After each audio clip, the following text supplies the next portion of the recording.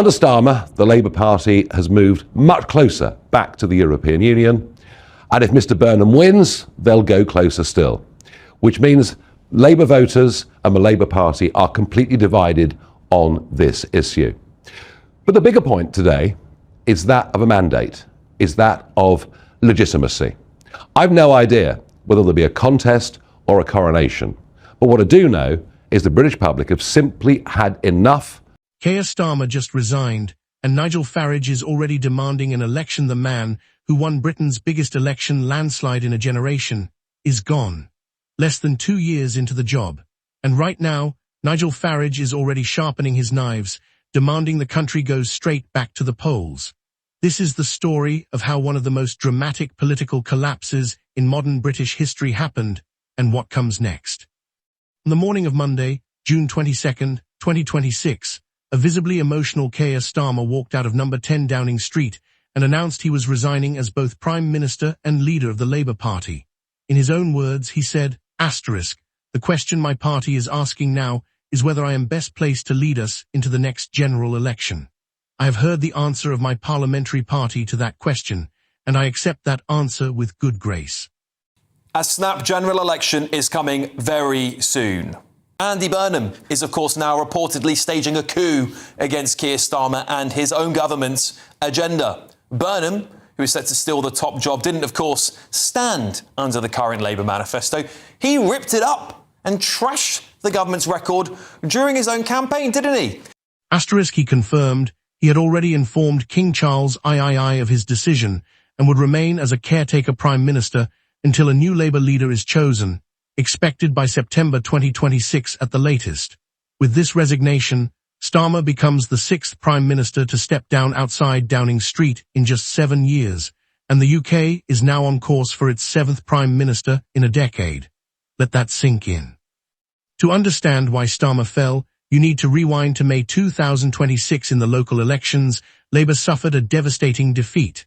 Starmer's party lost hundreds of council seats. The big winner, Nigel Farage, Reform UK, a hard-right, anti-immigration movement that had been surging in the polls. Inside Labour, panic set in. Over 100 MPs started calling for Starmer to go. His approval ratings had collapsed. By January 2026, a staggering 75% of the British public held an unfavourable view of him. A net favourability rating of -57. Then came the final blow. A Labour MP stood down from his own seat specifically to allow Andy Burnham, the popular mayor of Greater Manchester, to enter Parliament. Burnham won that by-election on June 18th by a huge margin. 4 days later, Starmer was gone. We vote for somebody in a general election to be our Prime Minister.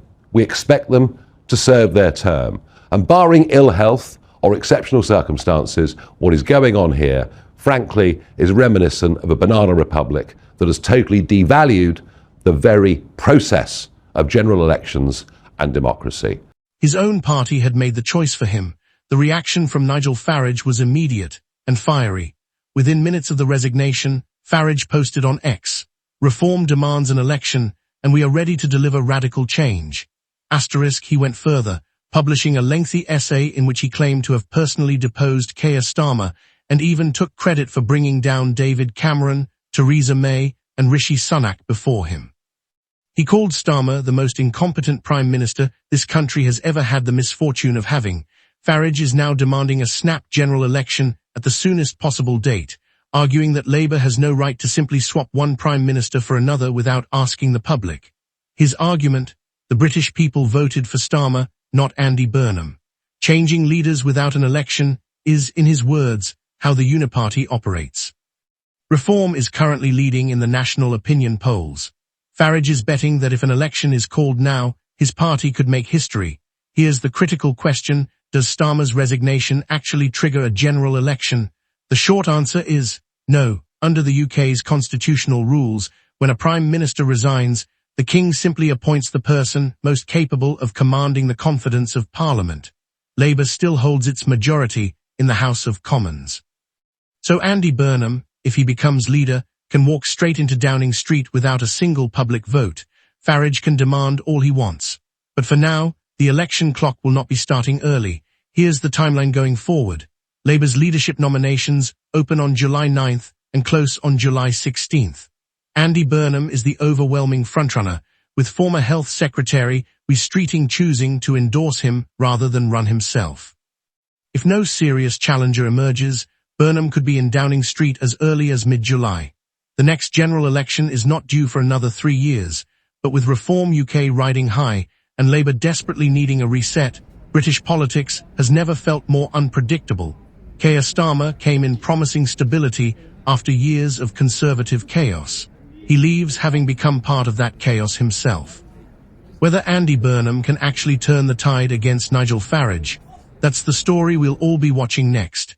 If you found this useful, hit subscribe and stay tuned, because British politics right now is moving faster than anyone can keep up with.